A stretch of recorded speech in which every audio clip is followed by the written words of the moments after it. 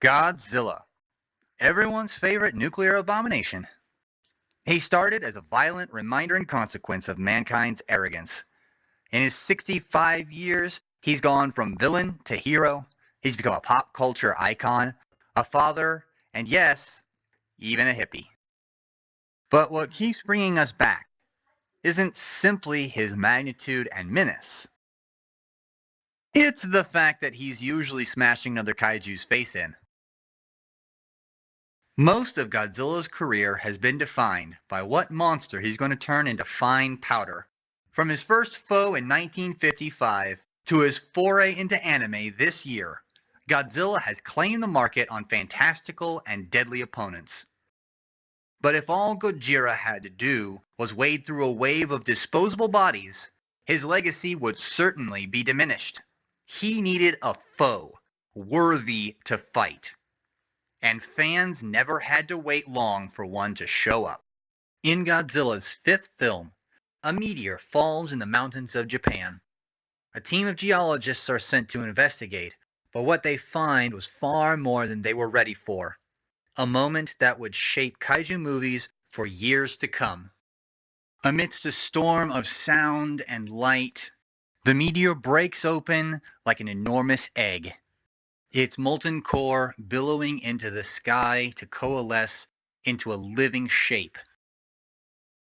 Ghidorah is born. Ghidorah is one of very few kaiju who are as iconic as Godzilla.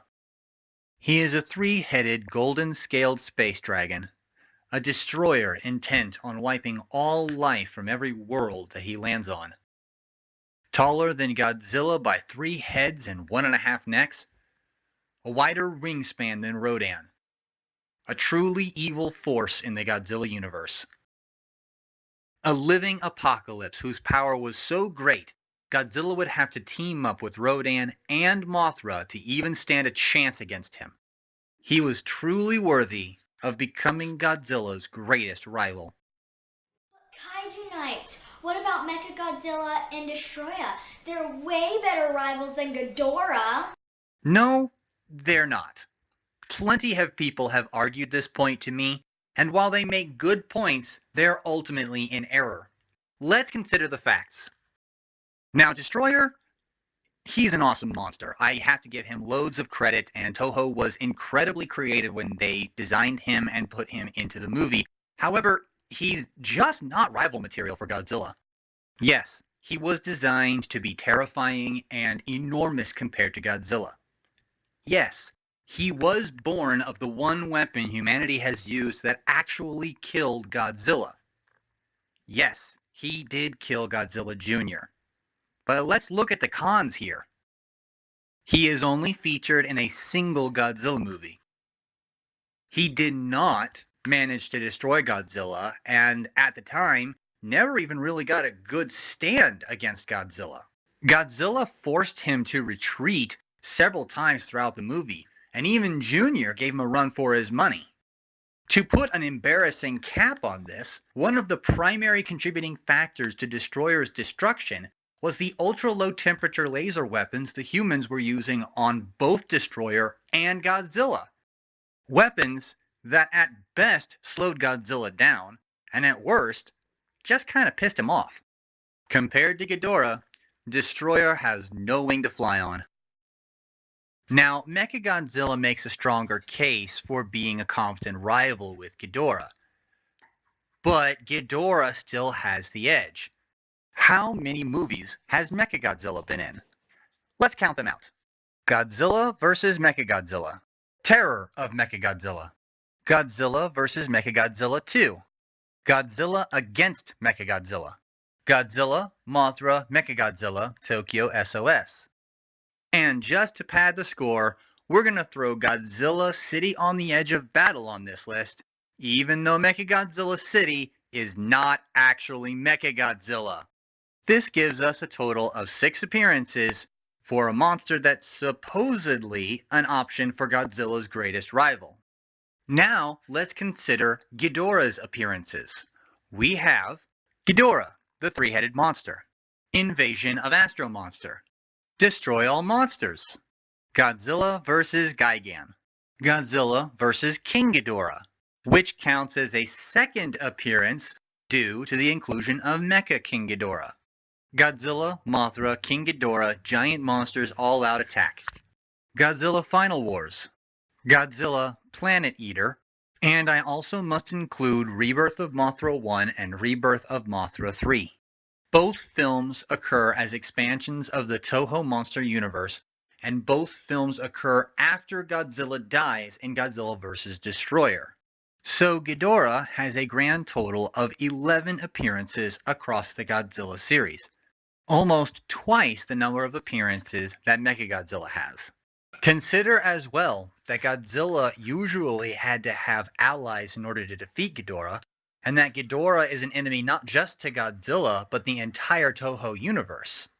All this considered, it puts Ghidorah on a level higher than any other enemy Godzilla has faced. Okay, so what? Ghidorah's powerful. What does it matter? Godzilla's the star here. Why aren't we talking about him? It matters because of what Ghidorah means to Godzilla. Let's talk about it another way. Everyone knows who Batman is. And if you know who Batman is, you also know who the Joker is. Now, the Joker has caused so much trouble for Batman throughout all the media they've been associated with. Comic books, movies, video games, cartoon series. It's all the same. The Joker is always there, and he is always the worst problem Batman always has to deal with. So why doesn't Batman just kill him? Aside from the fact that, well, Batman doesn't kill people, there's also the fact that the Batman would be reduced without the presence of the Joker. The two of them are synonymous with each other. You cannot have a Joker without a Batman, and you cannot have Batman without the Joker. This is what makes Ghidorah so important in the Godzilla franchise. Ghidorah is Godzilla's Joker. The two of them go hand in hand together, and as long as one exists, the other will exist in a similar format. Need more proof? Look no further than Godzilla, Mothra, King Ghidorah, Giant Monsters All-Out Attack. In this film, Godzilla is the villain, the living embodiment of all the souls killed in World War II, sent to Japan to constantly remind them of the horrors they put upon the rest of the world. 3 guardian monsters protect Japan from this horror. Those monsters are Baragon, Mothra, and King Ghidorah.